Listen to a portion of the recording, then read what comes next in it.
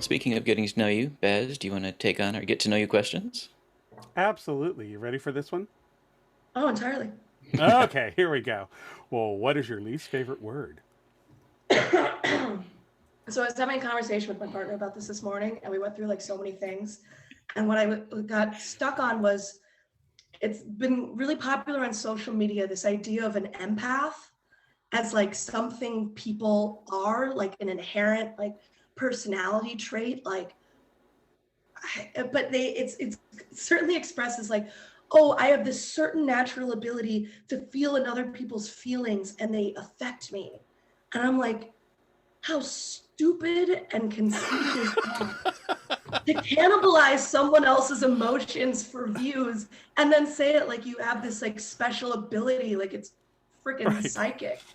So my least favorite word right now is empath. Not empathy, but an empath. That's not a thing. That's my mini rant. All right. Okay. All right. Well, what is your favorite word? Um, my favorite word is propriety, which I know sounds weird, but it's specifically because of it's a quote in an old Barbara Streisand, Madeline Kahn movie called What's Up, Doc, which is one Yeah. of my favorite of all time. Mm-hmm. And when I was a kid, there's this line Madeline Kahn says when she's yelling at Barbara Streisand. She goes, "Don't you know the meaning of propriety?" Propriety. Screaming, "Don't you know the meaning of propriety?" Well, like usually I was like running around like naked at the cabin or in my underpants, like screaming about propriety at 8 years old. I always found that so funny. That's one of my favorite words. Brilliant. And it's Streisand related, so it fits with the community. It's on brand. Oh yeah, entirely.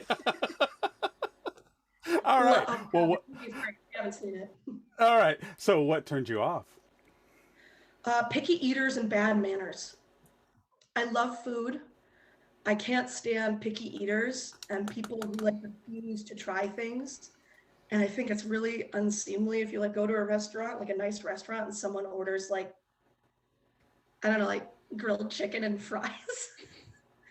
I'm just like, I love food. And so when people don't find joy in food, I find it a little bit of a turn off. Yeah. Okay. All right. Fair enough. Well, what turned you on? What did I write here? Oh yeah, passion. So on the alternative side, I want someone who really cares about something. I don't really care what it is, but you have to have passion about like something in your life or something you want to have a conversation about. Like, don't be passive about your existence. Have something you want to do. There you go. There you go. Well, what sound or noise do you hate? Um, Nail files. I hate the feeling and sound of filing your nails. It's like worse than nails on chalkboard for me. Specifically, if I see a nail file, I'll get a shiver down my spine because I'll think about it. Oof.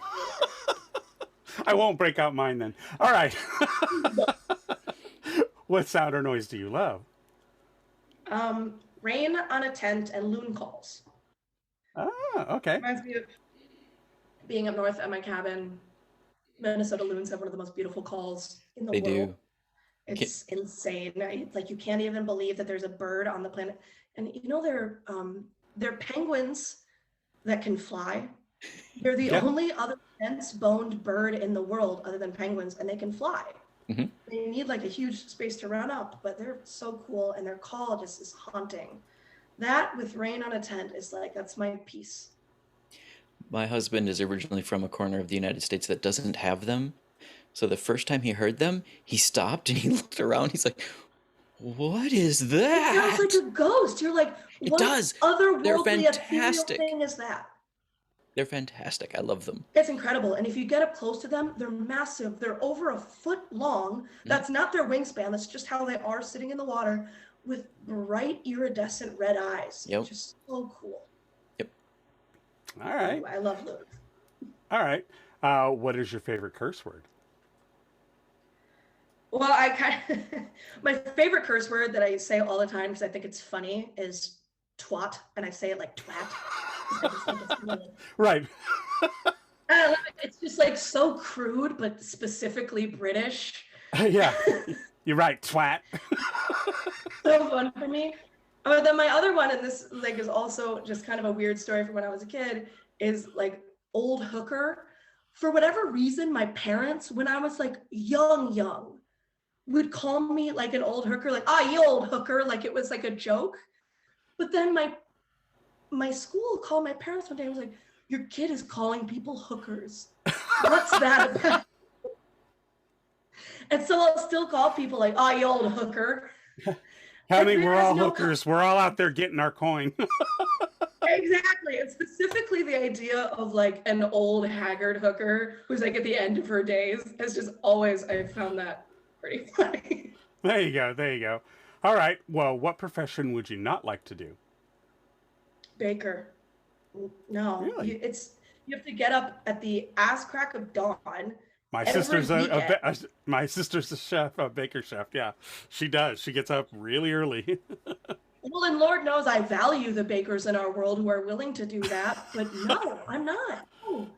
I work in food service right now, and it's hard enough to like, not have your weekend and nights. Like, oh my God, the idea of having to like work the late shift to like 4 a.m. to start the bread, or the early shift when you have to get up at 3 to get there by 5. It's just no. Yeah. All right. Well, what profession other than your own do you dream of attempting? Whitewater instructor or dog trainer. They're Okay. both professions that seem so interesting and fun to me, and they're like in things I love so much. I love working with dogs. I do a lot of dog sitting and dog training, and I love whitewater, but there's like no money in it, and you have to like travel to where there is money in it if you want to do that, especially with whitewater. So it's probably just not something that I have in the cards right now, but God, I want to. My husband used to be a river guide down the Colorado, so trust me, I know of what you speak. And I'm glad he got that shit out of his system before I met him, because like the tragic gay boy I'd be like, mm-mm.